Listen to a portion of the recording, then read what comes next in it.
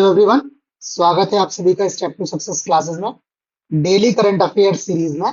आज के वीडियो में हम लोग 19 से 21 जून 19, 20 और 21 जून का करंट डिस्कस करेंगे। आज के हमारे टॉपिक होंगे पर्यावरण प्रदर्शन सूचकांक, प्रेरणा स्थल, फिच रेटिंग्स, अंतरिक्ष के लिए योग, विश्व शरणार्थी दिवस, Nelson Mandela life time achievement award और इसके अलावा कुछ और भी क्वेश्चंस हम लोग डिस्कस करेंगे। स्टार्ट करते हैं अपने आज के पहले क्वेश्चन से। पहला क्वेश्चन है, संसद भवन परिसर में नवनिर्मित प्रेरणा स्थल का उद्घाटन किसने किया है? ऑप्शन है पूर्व राष्ट्रपति श्री रामनाथ कोविंद जी, प्रधानमंत्री श्री नरेंद्र मोदी जी, उपराष्ट्रपति और राज्यसभा के सभापति श्री जगदीप धनखड़ जी और लोकसभा अध्यक्ष श्री ओम बिरला जी। तो इसका सही जवाब जो है वो ऑप्शन सी है। उपराष्ट्रपति और राज्यसभा के सभापति श्री जगदीप धनखड़ जी द्वारा ये नवनिर्मित प्रेरणा स्थल का उद्घाटन किया गया है। इसका उद्देश्य लोगों को प्रेरित और प्रोत्साहित करना है। इस प्रेरणा स्थल के अधीन भारत के स्वतंत्रता सेनानियों और भारतीय इतिहास के 15 नायकों की क्या की गई है? प्रतिमाएं स्थापित की गई हैं। ये प्रतिमाएं पहले संसद भवन परिसर के अलग अलग हिस्सों में लगी हुई थी। इनमें महात्मा गांधी, डॉक्टर बी.आर. अम्बेडकर, दिवंगत उप प्रधानमंत्री देवीलाल जी और अन्य नायकों की सेनानियों की मूर्तियां इसमें लगी हुई हैं। अगर आप लोगों को थोड़ा सा ध्यान भी हो तो जब महात्मा गांधी जी की मूर्ति को इसी प्रेरणा स्थल को लेके दूसरी मतलब यहाँ पर स्थल पर स्थापित किया था ओरिजिनल प्लेस से डिस्प्लेस करके, तो काफी विवाद भी हुआ था। ठीक है, अगला क्वेश्चन है, पर्यावरण प्रदर्शन सूचकांक 2024 में भारत का स्थान कौन सा है? 170, 176, 180 या 150? तो इसका जो सही जवाब है वो ऑप्शन बी, ये पर्यावरण प्रदर्शन सूचकांक 2024 में भारत का स्थान 176 है और भारत को 180 देशों में से 176वें स्थान पर रखा गया है। भारत को काफी नीचे स्थान मिला है।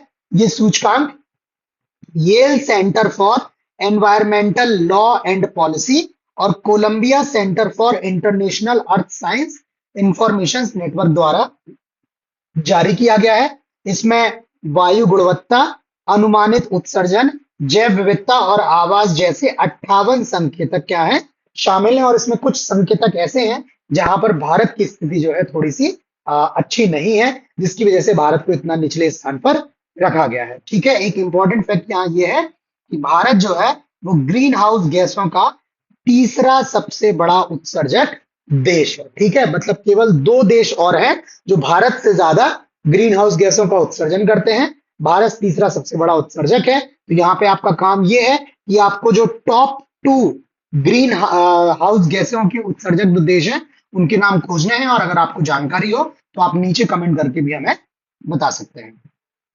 अगला क्वेश्चन है, वर्ष 2024 के विश्व मरुस्थलीकरण और सूखा रोकथाम दिवस की थीम क्या है? पूरा है विश्व मरुस्थलीकरण और सूखा रोकथाम दिवस। ऑप्शन है भूमि के लिए एकजुटता, हमारी विरासत हमारा भविष्य, भूमि का संरक्षण, सूखा और मरुस्थलीकरण रोकथाम, हरा भरा भविष्य। तो इसका सही जवाब जो है वो ऑप्शन ए है, भूमि के लिए एकजुटता, हमारी विरासत हमारा भविष्य। ये विश्व मरुस्थलीकरण और सूखा रोकथाम दिवस का जो है वो थीम है।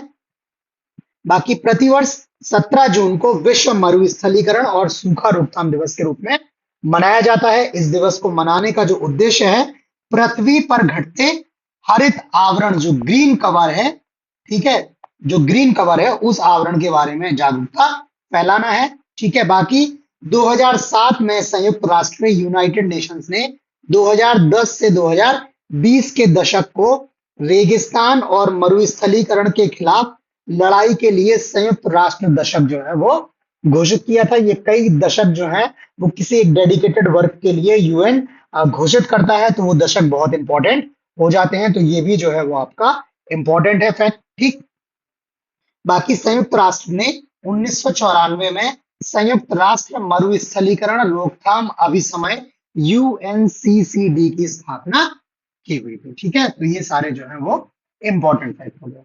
अगला क्वेश्चन है, फिच रेटिंग्स ने वित्त वर्ष 2024-25 के लिए भारत की अर्थव्यवस्था की वृद्धि दर का अनुमान बढ़ाकर कितना कर दिया है, कितने प्रतिशत कर दिया है? 6.5%, 6.2%, 7.0% और 7.2%। तो इसका सही जवाब जो है वो ऑप्शन बी है, जो फिच ने भारतीय अर्थव्यवस्था की वृद्धि दर वित्त वर्ष 2024 के लिए बढ़ाकर 7.2% कर दिया है। पहले इनका अनुमान जो था वो 7% का था, इसमें 0.2% को बढ़ाकर इन्होंने 7.2% कर दिया है। इसके साथ ही इन्होंने 2025-26 और 2026-27 के लिए अनुमान क्रमशः 6.5% और 6.2% का अनुमान दिया हुआ है। तो उन्होंने लगातार 3 वर्षों का जो है वो भारतीय अर्थव्यवस्था के विकास दर का अनुमान दिया है। यहाँ पे एक फैक्ट आप अपनी तरफ से देख सकते हैं कि ये जो फिच रेटिंग्स है ये किस संस्था द्वारा जारी की जाती है, किस देश में ये संस्था स्थित है। अगर आपको जानकारी है तो आप कमेंट बताएं। साथ ही साथ आपको जो क्वेश्चंस हैं ये किस तरह का आपको कंटेंट लग रहा है, ये भी आप हमें लाइक और कमेंट करके अपना साथ में फीडबैक दे सकते हैं। ठीक है, अगला क्वेश्चन है, Nelson Mandela life time achievement award से निम्न में से किसे सम्मानित किया गया है? ऑप्शन है शाहरुख खान, विनोद गनात्रा, ए आर रहमान, आशा भोसले।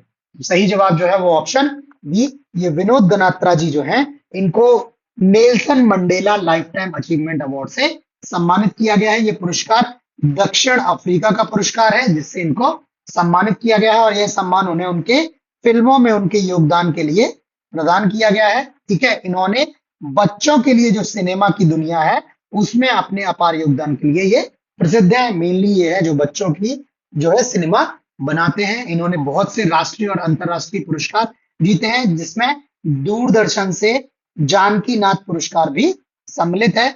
इसके अलावा गनात्रा एकमात्र भारतीय फिल्म निर्माता है जिन्हें शिकागो में उनकी गुजराती फिल्म हारून अरुण के लिए लिव उलमान शांति पुरस्कार भी दिया गया है। ठीक है, इसके अलावा इनकी फिल्म लुक्का छुपी जो है वो लद्दाख में सबसे अधिक ऊंचाई पर पूरी तरह से शूट की गई पहली बच्चों की फिल्म होने का रिकॉर्ड रखती है। तो आप समझ लीजिए कि इनकी पर्सनैलिटी जो है वो कितनी फेमस है और इस वजह से ये परीक्षा के लिए भी अत्यंत महत्वपूर्ण नाम है। ठीक है, अगला क्वेश्चन है, केंद्रीय योग एवं प्राकृतिक चिकित्सा अनुसंधान परिषद CCRYN, इंग्लिश में फुल फॉर्म आप लोग देख लीजिएगा इसका, ने अंतरिक्ष के लिए योग पर सम्मेलन का आयोजन कहाँ किया है?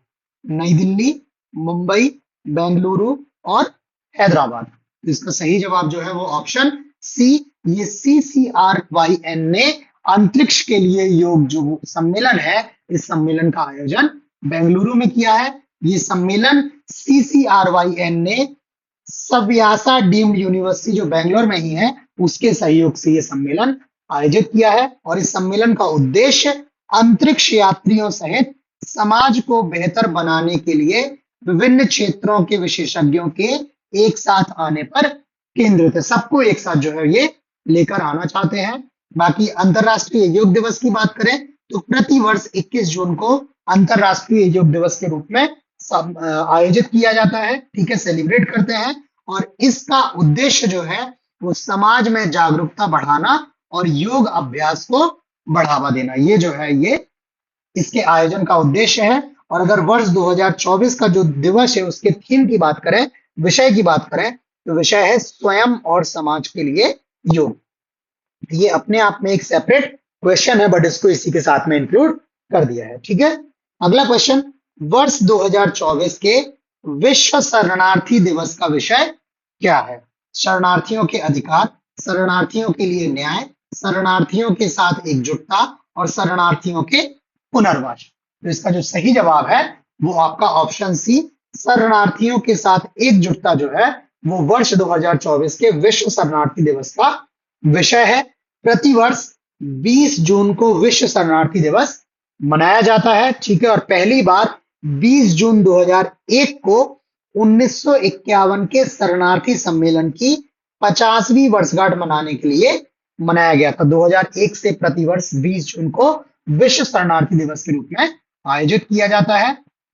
ये दिवस कब से मनाया जाता है, इसकी थीम क्या है, इसका उद्देश्य क्या है, ये सब बहुत इंपॉर्टेंट है क्योंकि अंतरराष्ट्रीय स्तर पर जो शरणार्थी समस्या है ये शरणार्थी समस्या बहुत अधिक गंभीर होती जा रही है, स्पेशली जब जब यूक्रेन और रशिया के बीच युद्ध चल रहा है, फिलिस्तीन और इजराइल के बीच युद्ध चल रहा है, और भी जो कंट्रीज हैं, बड़ी बड़ी कंट्रीज हैं जहां पर बीच में टेंशन है। तो इस वजह से ये शरणार्थी समस्या जो है वो बहुत महत्वपूर्ण है, और इस वजह से ये दिवस जो है वो बहुत महत्वपूर्ण है। तो इसमें हमने आपको 3 बहुत महत्वपूर्ण दिवस अब तक बता दिए हैं। योग दिवस बता दिया है, शरणार्थी दिवस, और मरुस्थलीकरण के लिए अंतरराष्ट्रीय दिवस। तो ये तीनों जो है वो बहुत इंपॉर्टेंट है।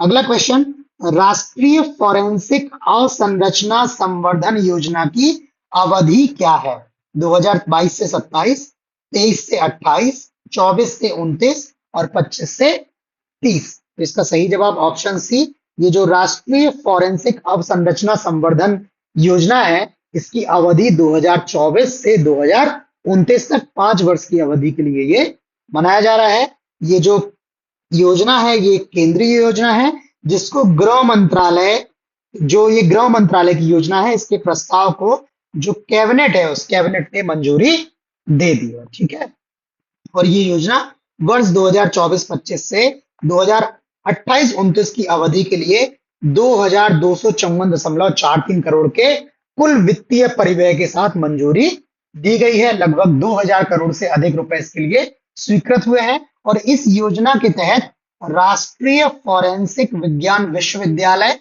ठीक है, NFSU, और केंद्रीय फोरेंसिक विज्ञान प्रयोगशालाओं के परिसरों की स्थापना की जाएगी। ठीक है, ये इनका उद्देश्य जो है वो क्राइम पे कंट्रोल करने के लिए इस तरह के प्रयोगशालाओं और विश्वविद्यालयों की स्थापना करना जो है इसका उद्देश्य है, ताकि जो नमूने हैं जो क्राइम सीन से कलेक्ट किए जाते हैं, उन नमूनों की जल्दी, तेजी से और गुणवत्तापरक जो है वो जांच हो सके, और क्राइम को क्या है, जो लोग जिन्होंने क्राइम किया है, जो इन्वॉल्व हैं, उनको जल्दी से जल्दी क्या किया जाए, पकड़ा जा सके, उनको सजा दिलाई जा सके। तो ये जो है वो गृह मंत्रालय की एक बहुत महत्वाकांक्षी योजना है, और बहुत दिनों से ये चर्चा में थी। अब जो है इसके लिए फंड वगैरह प्रॉपर मंजूर हो गए।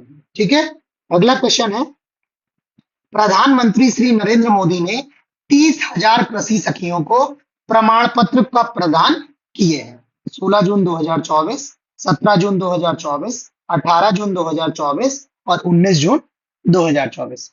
तो ऑप्शन इसका जो है वो सी सही है।